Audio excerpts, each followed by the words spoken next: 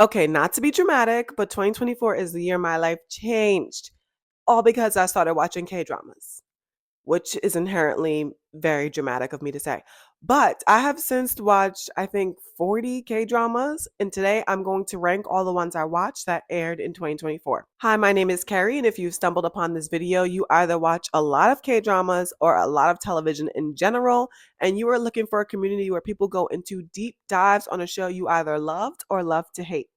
Welcome. That is what I'm trying to foster here. Okay, so I talked about how I started watching K dramas in maybe March or April of 2024. And that all started because Netflix showed me a little preview of a show, of a C drama actually, called When I Fly Towards You. And I kept seeing the little preview and I was like, am I going to watch it? Okay, so I watched it. I loved it. I still love When I Fly Towards You. And then it also showed me a promo for a show called, wait, what was it called? A little thing called First Love. Yes. And so I watched that. I enjoyed it. Has like 32 episodes, I think, right? Didn't love it as much as When I Fly Towards You, but I was like, okay, I'm into this little genre. And then from there, the shows that Netflix started to promote to me were more, or the ones that I found interesting, I should say, were more and more K dramas as opposed to the C dramas because they were 16 episodes versus 32. The storylines were, I was just more interested in them. So after watching those two C dramas, my Netflix was flooded with K drama recommendations. I have my notes here just because my memory is trash. But the first three K dramas I watched were My First Love, Moment at 18, and Love Alarm. Okay, so those are my, just for context, that was my intro into K dramas. And these are shows obviously that did not air in 2024, but after that, Netflix started to show me shows that were coming out more recently or shows that were about to come out. And I was like, I am fully in this now. If you go to my Netflix account, all you will see, like, there'll be a few American shows sprinkled in there. There'll be a good amount of either like Brazilian or Spanish shows sprinkled in there, but mostly it's gonna be K dramas. So when I tell you that my life has completely changed in 2024, this is what I mean. I feel like that's an accurate statement. So out of the 40 shows I've told you I've watched so far, or 40 K dramas, I should say, I have some movies sprinkled in there. Out of those 40, I'm going to rank the 12 that I watched that aired in 2024. And yes, obviously, I know there were more than 12 K dramas that aired in 2024, but unfortunately, I don't yet get paid to talk about and watch K dramas, so I only watched 12 of them, which to the average person who is not a K drama lover, I feel like sounds still crazy. Okay, let's get into this ranking system that I've instituted. It is completely made up. It probably needs some work. Maybe you all can help me develop it, but for now, here's how I rank it to organize my thoughts on the shows that I've watched. So a show gets 1 star just for acting in the cast. So this is like a pretty low ball as long as there was there weren't any actors, main leads who were glaringly untalented or like awkward or always reminded me that they were acting. As long as the show was absent of that, they get a star for a cast and acting. A show also gets a star if it has a unique storyline. I go back and forth with how important this truly is because does it have to be unique? No, but when we've seen something new that we haven't seen before, it does something different in our brains, right? Like it scratches an itch that we didn't know we had. Now, this ranking, this is probably the most important to me. A show gets 1 star if it does not have any unnecessary or filler episodes. If you are a 16 episode K drama and episodes 9 through 12 were unnecessary, that really will really ruin a show for me. A show will also get a star if there are no glaring plot holes. Now, I am all for like being unrealistic. A plot hole doesn't necessarily mean that doesn't equate to being unrealistic, right? Because you can have a superhero show and that's completely unrealistic. However, I want to know how did they get their powers?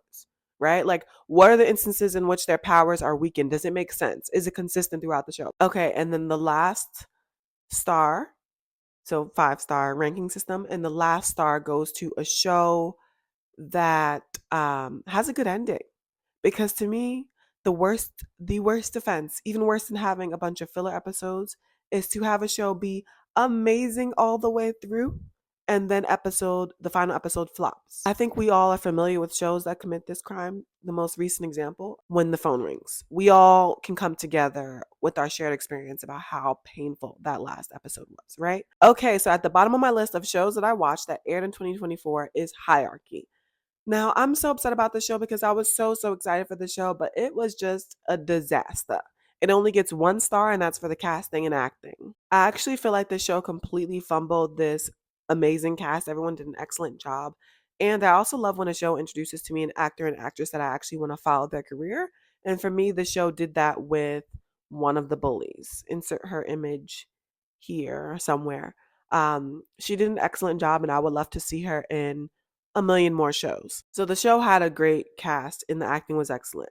But from there, everything else was downhill. Did the show have a unique storyline? I'm going to say no. Essentially, it's about someone seeking revenge or seeking to avenge the death of their loved one. Like, we've seen that story time and time again. And I think the subplot or main plot, maybe even of teenage bullies and teenage drama, doesn't add any uniqueness to the story. So I'm going to say no, it didn't have a unique storyline. Were there unnecessary episodes? I would like to argue that the whole thing was unnecessary. Okay. After episode 1, everything else was unnecessary and it just was not good. So, plot holes. Again, I think we can all understand how I feel about the show, right? But to me, my biggest grievance was how much attention and airtime they gave to the bullies' perspectives. I don't care to know why they did the things that they did. They're bullies.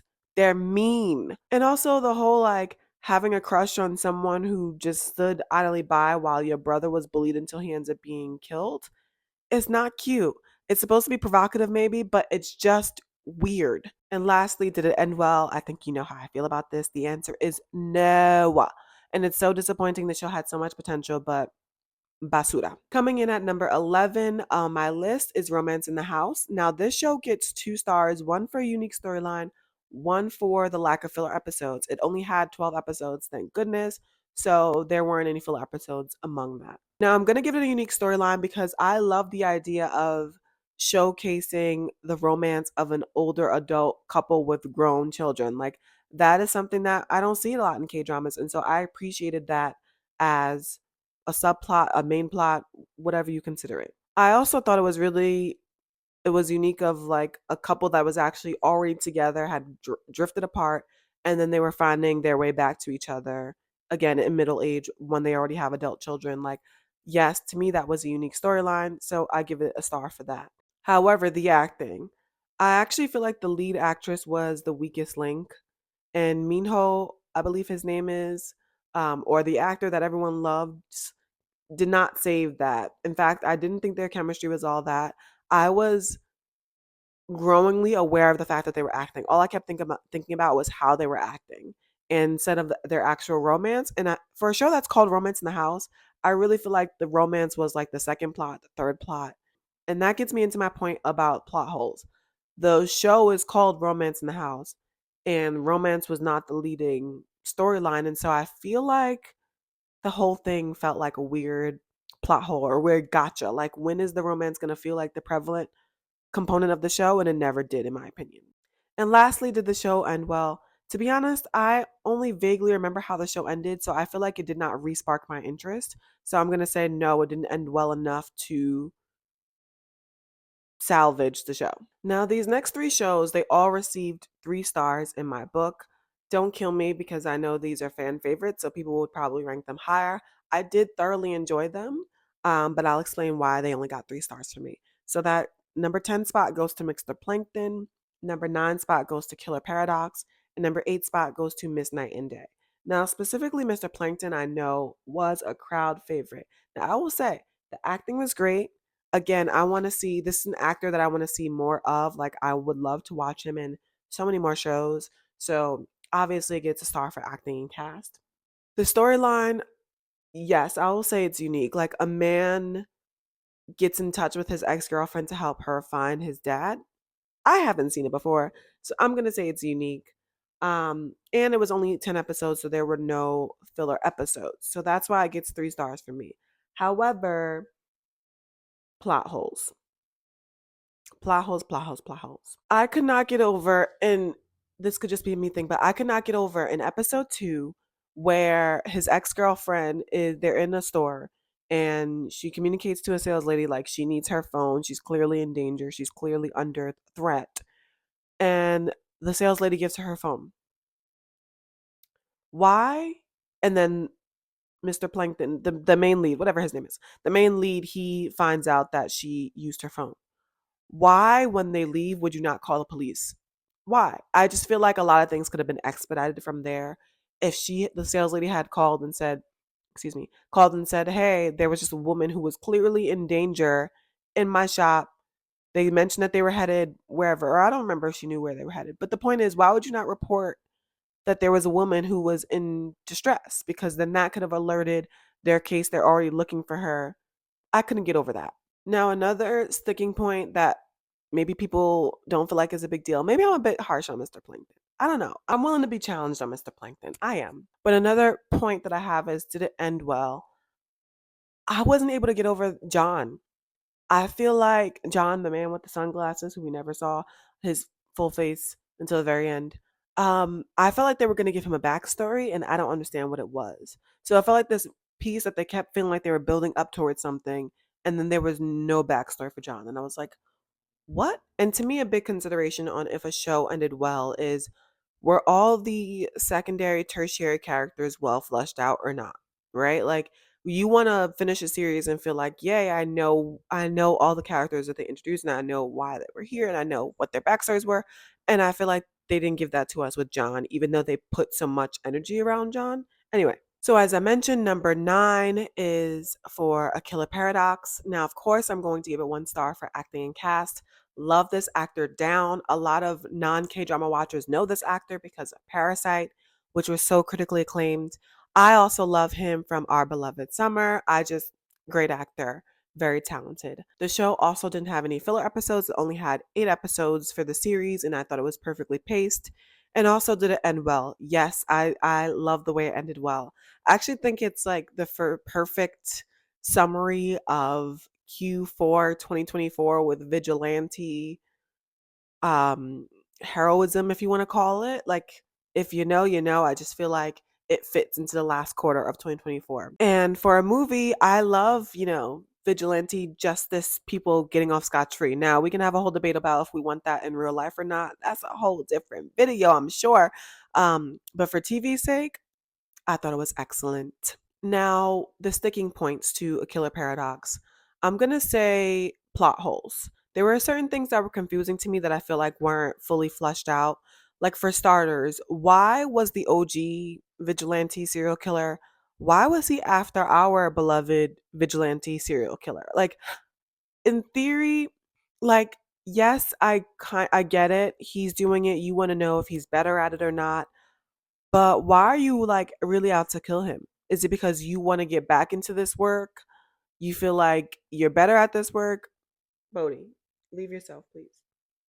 I just don't know. I feel like there's some assumptions we can make, but I don't feel like they explicitly stated it. And I would have liked for that. Now, I will say it's not lost on me that I am a bit hypocritical romanticizing this vigilante serial killer and giving him backstory and context as to why he does things he does.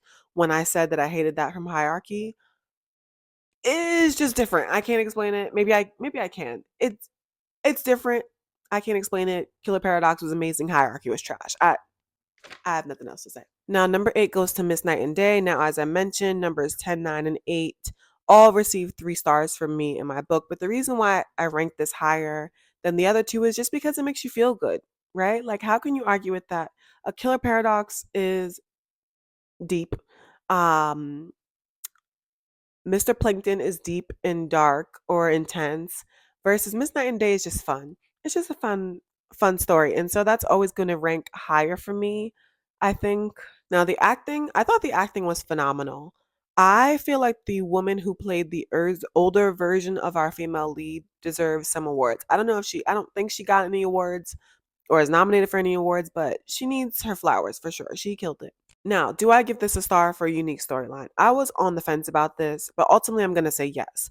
Now, I'm on the fence because it's about Like, we've seen body snatchers, we've seen people who turn old or who turn younger. But what I feel like was unique about this storyline is that she didn't swap with someone else, it was just her. And she changed into an older version, but she switched back at night. And I thought that that was a unique spin on the typical, like, hey, I'm in a younger person's body storyline. I thought it was unique. Did it end well? I thought yes. I liked the way that they didn't get back together right away because I like when there's elements of healing and it's not just all about romance and feeling good. Like I like when there's a moment to take a breather, work on yourself, come back a better person, and then meet up with your true love again. Like I'm into that. Now,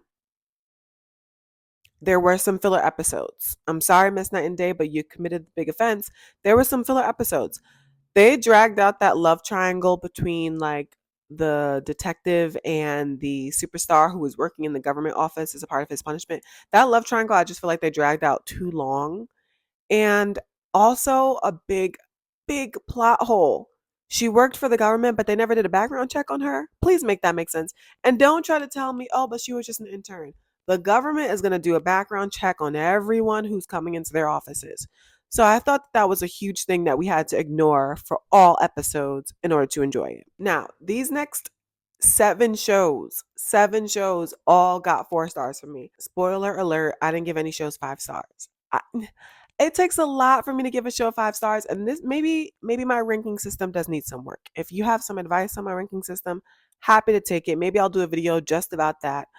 But it takes a lot for a show to get 5 stars for me. In fact, the only show that I've seen recently that I give 5 stars to is Be Melodramatic. And I already done posted a whole video about how Be Melodramatic. Actually, did I give that show 5 stars or did I give it 4? I don't know. So even though these shows all received 4 stars from me, I'm going to go in the order of which I like them most. So number 7, I have The Trunk. Now I know a lot of people love The Trunk. My only critique and the only reason why it loses a star is for its plot holes. Number 1, being in touch with an ex-spouse, I feel like should have been in the manual. You know how she kept saying, the female lead kept saying, it's in the manual, it's in the manual. I feel like being in touch with your ex-spouse and having your ex-spouse be the reason why you are in this arranged marriage in the first place should be prohibited in the manual. And I feel like that was a huge plot hole. Secondly, it bugs me that the female lead didn't realize sooner that the ex-wife had cameras in the house. Like she was so witty and so on top of everything, but didn't realize that there were cameras in that house. That never came to her mind. That kind of irked me. And then at the end, after all this drama, why is your ex-wife now the architect on your next house? You done knocked the house down, but now you're gonna have your ex-wife be a part of the architectural team to restore it. That doesn't make any sense to me. Number 6, No Gain, No Love. This show is only losing a point for the ending. Now, I rarely say this, but this is one show where I wish it had more episodes because I feel like we didn't have enough time seeing the couple happy. In fact, the female lead was hard headed up until the very end. And that was frustrating to watch because you just wanted to see them happy and in love and enjoying each other. But instead, we didn't. Number 5, The Atypical Family. Now, I really, really enjoyed the show, but I wanted to not like it, if that makes sense. Like, with time hopping, I'm going to be very critical because it is easy to mess up. It is easy to have a lot of plot holes. And I feel like the show did really well despite the fact that they had this time hopping. So for that, I think the show deserves credit. Now, unfortunately, the same thing that I just gave it credit for was also what the show's weakness was. The beginning, I feel like they did a really excellent job of painting the picture of how his powers worked and how he was able to jump back and forth. But towards the middle, I do feel like there were some inconsistencies about which version of him showed up where and when. So I do think there were some plot holes, despite overall, I think they did well. That ending was phenomenal. I loved that ending. At first, I was like, no, is he really not going to come back? Like, sure. I get it, like, that could be as realistic as you can get with this storyline, but that would be a realistic ending, but I love the fact that she had to wait, like, 5 years. I love the fact that she had a son, and the son was the one who brought him back. Like, that ending was chef's kiss. My number 4 goes to Dr. Slump. I am only docking this. It only lost a star for plot holes. I feel like the timeline was very confusing, like, what was happening in one day versus several days versus several weeks. I could not tell how much time had passed between these big moments, and that was the part that was confusing to me. But otherwise, I thought it was excellent. Okay, we're getting into the top 3 now. And so my number three is Queen of Tears. And I know a lot of people are going to be wondering, how could that be my number three and not my number two or my number one? However, let me explain myself. I love the acting, obviously. It features the, I think, highest paid K drama actor. Um, so the cast was excellent. The storyline, I was excited to see a storyline about a couple who had fallen apart and was going to get back together.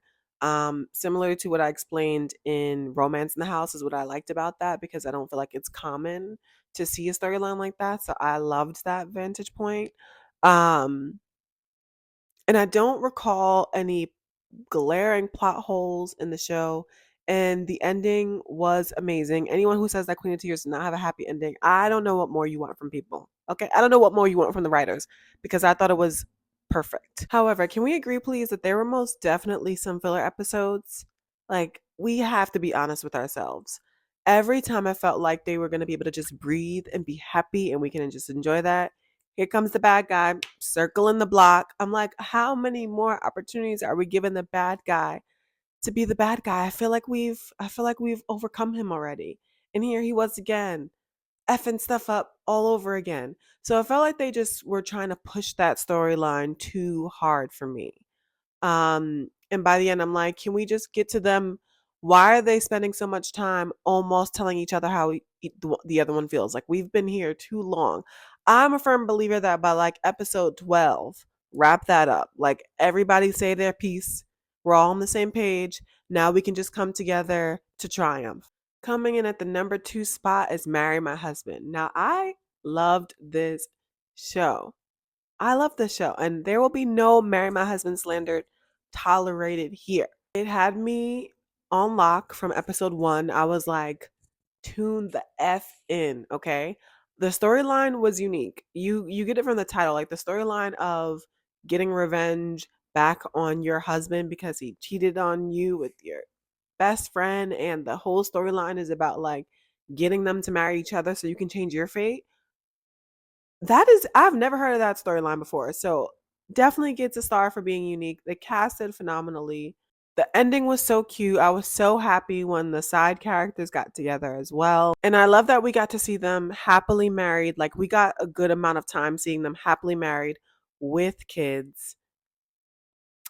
It was excellent. And I don't recall the show having any glaring plot holes, but admittedly, there were some filler episodes. Similar to what I said with Queen of Tears, like, at some point you get tired of overcoming the enemy. You're like, give it a rest. We should overcome him and move along. And when they do that, it feels like they just need to fill in like 2 to 4 episodes, right? It feels like they run out of stuff, so they're like, let's just give more to the enemy plot line. And we do not need that. It's okay. We fully approve of you just giving us 2 to 4 episodes of happiness. No one will be upset, I promise. So, since it had, like what I mentioned, a similar shortcoming to Queen of Tears, what puts this above Queen of Tears for me is the fact that there is a supernatural element in the show that I feel like the show had to overcome. And they still did just as well as Queen of Tears, right? Like, there was no supernatural element in Queen of Tears. But in Marry My Husband, she was able to go back and like relive her life, but not married. So the fact that they were able to do all of that and still execute a show just as well as Queen of Tears, to me, gives credit to their ability to write the show. And so that's why it performed higher than even Queen of Tears in my book. Now let's talk about my number one. Gosh, I feel like it's kind of controversial that this is my number one, especially when I put it against Queen of Tears. But my number one was Love Next Door. I gotta bring the notes back out for this one. Okay, so I only docked a point for Love Next Door because the storyline was not unique, right? Like, childhood friends who kind of love each other, frenemies to lovers, like, that is not at all a unique storyline. However, I feel like having a unique storyline, while it's nice to have, the absence of a unique storyline isn't as bad as plot holes or isn't as bad as filler episodes, right? So it only lost 1 point, but it still performs above Queen of Tears and Marry My Husband for that reason. I love that this show gave me new actors to follow. The female best friend, love her. I want to watch everything she's in. And the younger version of our female lead. That little girl's acting was amazing, and I will watch anything she's in for the rest of her career. I thought the show did an excellent job with the nuance of her relationship with her ex fiance. Because at first you're like, we hate him. And then you realize, no, we don't hate him.